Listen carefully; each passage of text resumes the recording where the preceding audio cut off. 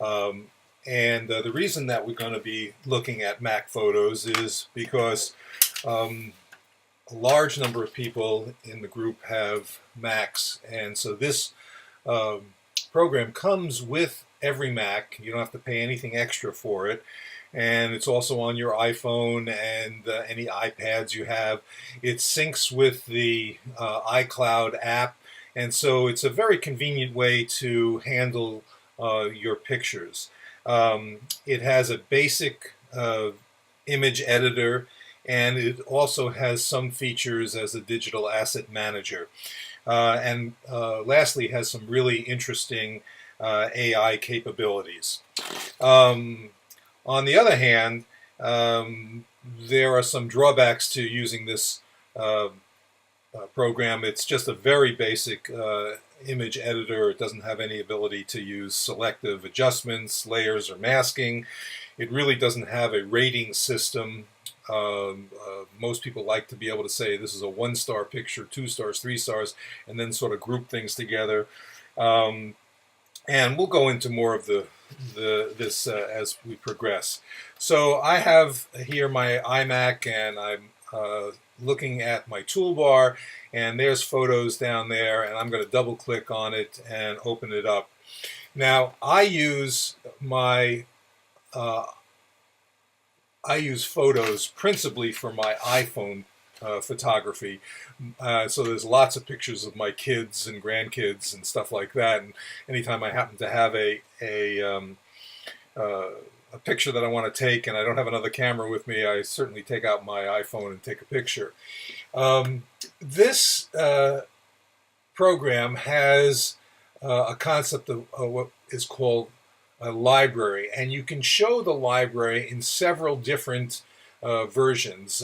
The photos just basically shows you on a chronologic basis when you took the picture and where you took it, because since in my case I'm using this principally for iPhone photographs, you have that data is imprinted by the GPS. There is also ways to create what they call memory. You also have a favorites. This is the interesting AI capability where if you identify a person by their name, the program looks for other pictures that are similar to that person. But you can see here, this is my granddaughter when she was maybe a couple of years ago, and here's one from this year, and they're thinking it's two different people, even though the same name. The other thing that's a really nice way to look at this is that you can go to the places, and you can see here a map of the entire world. I thought I had some pictures here from Iceland, but I guess I don't. But you can see, if you remember, I took a picture in Kitty Hawk. You could just go right to that pictures, and there they are.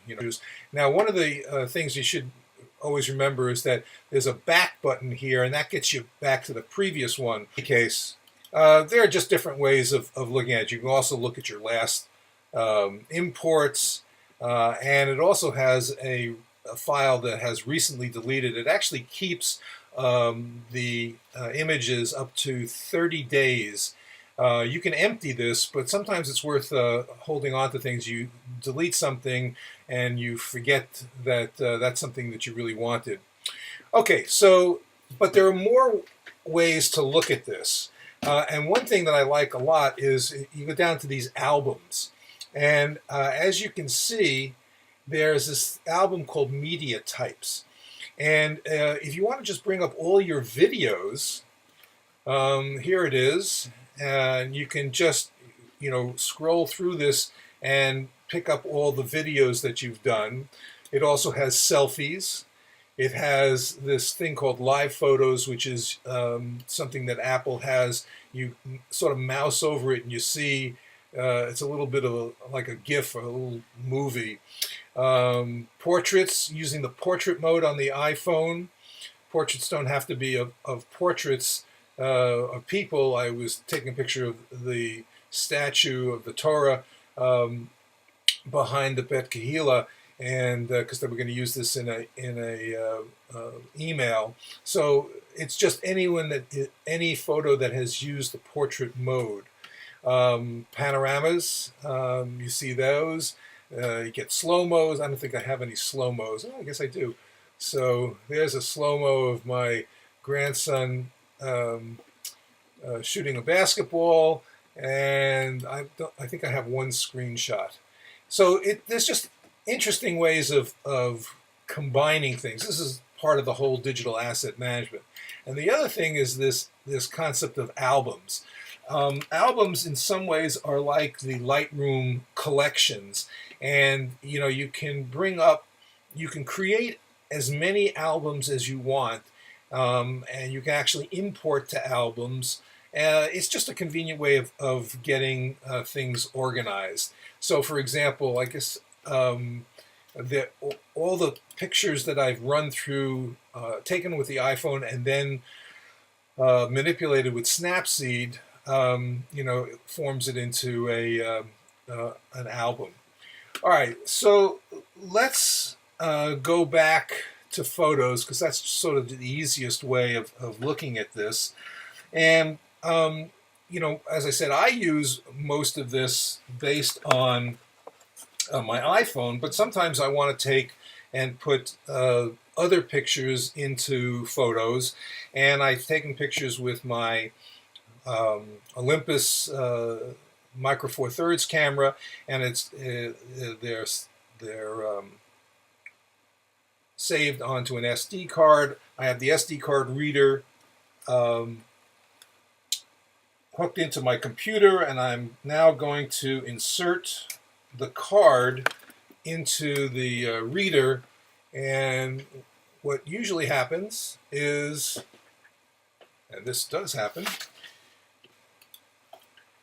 the pictures that are on the card that have not been entered into the Photos library.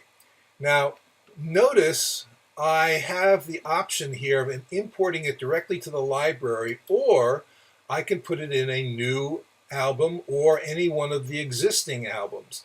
So I'm going to put this into a new album, and I'm just going to call it Test, just so that I can make sure I know where these things are. So I'm going to say OK, and then I'm going to go. First of all, I have to select all of them. Let's see, go to the last one. Yeah, we selected all of them. And we're going to go over here to the top of that blue thing. It says Import 28. And you're going to see it's going to import into this one album called Test. And it takes a little bit of time to move the pictures over from the card. But it actually does it pretty quickly. So I've been pretty pleased with this. Okay, so here we are. And we're going to do some basic editing.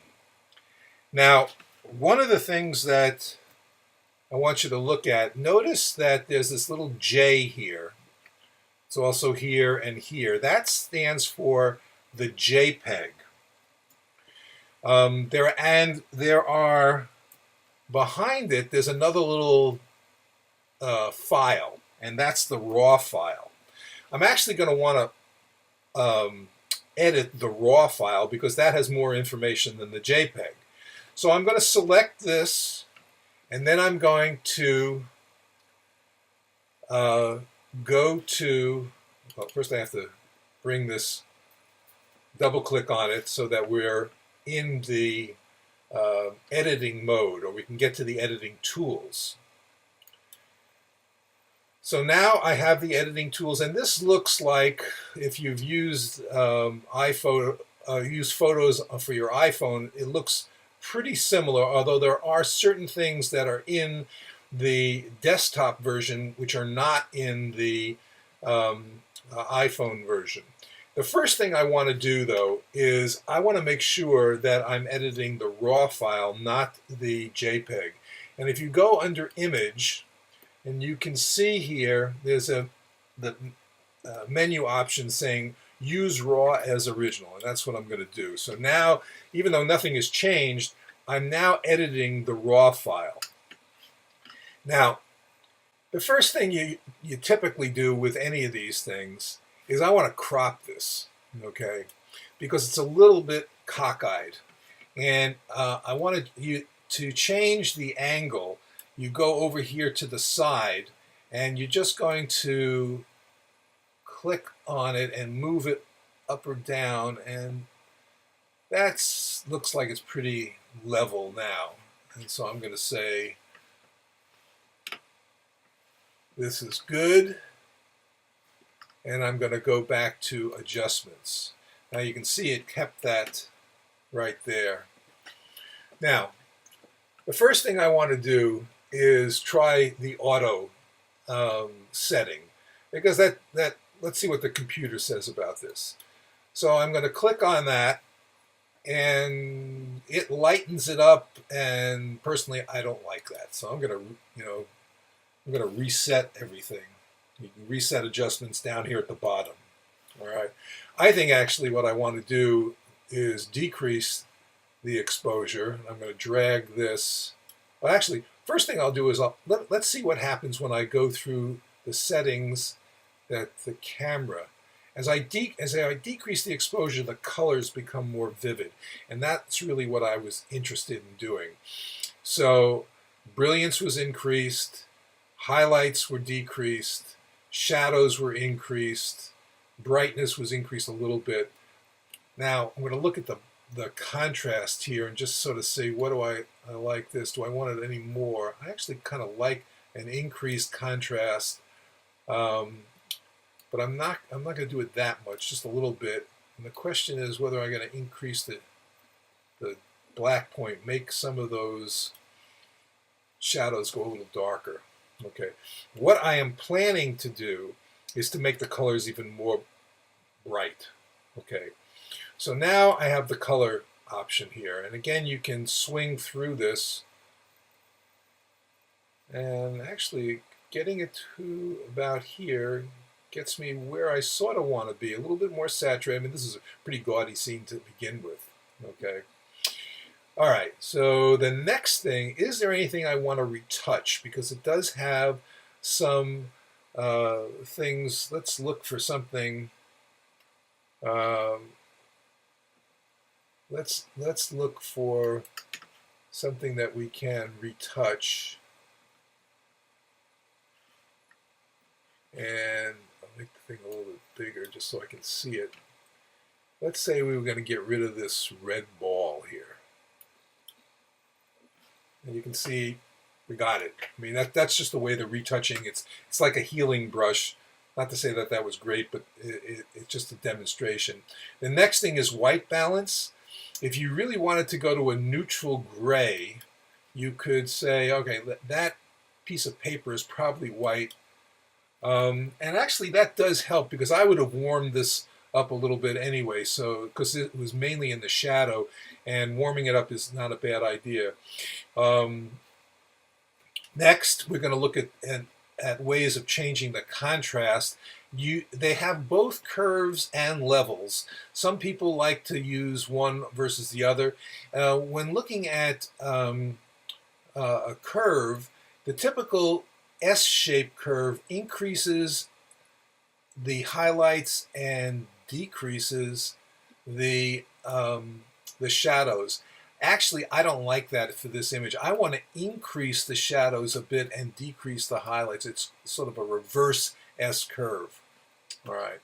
So you could do basically the same thing with the levels adjustment. Now, here is definition and sharpening sort of go together. And look in this area, because what we're going to do is increase the sharpness. And as you can see, here's a really good look at that sort of sign there. Here it is without any definition. Here it is with a fair amount. And the sharpening is also useful in this and adding both. You sort of try to do a balance of the two. If you want to increase the size so that you can look at this better when you're sharpening, there's this slider over there, and that looks pretty good. So I want to do that. Now, one of the things that is very useful is the M key. When you just press the letter M on your keyboard, you'll see it go back to the beginning. And again, I'm pressing the M key, and see how flatter and less defined it was, and now we're back here. The last thing that I like to think about is looking at this over here is selective color. In particular, I'm interested in increasing the intensity and the luminosity of that purple, because that just really was what caught my eye in the beginning of this. So I'm going to click on the purple, and I'm going to increase the saturation, and I'm going to increase the luminance, and that really sort of makes that pop out. There's really no noise in this, but if there was noise, you can decrease this over here. And lastly, there's a vignette function, and I always like to add a little bit of a vignette. And if you increase the strength just a little bit, you will, I'll do it a lot just so you can see what it really looks like. And I think about that amount will suffice. Okay, again, press the M key. Huge difference. All right. Once you're finished with this, you hit done. And you can either hit the escape key or the back button here, and it gets you back here. And you can see that it's changed quite a bit. Now, the M key does not work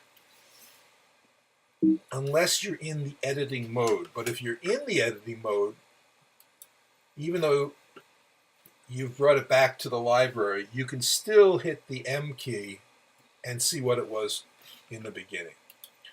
So that concludes our first session on Mac Photos. We'll go into more detail on some of the other editing extensions in the next video.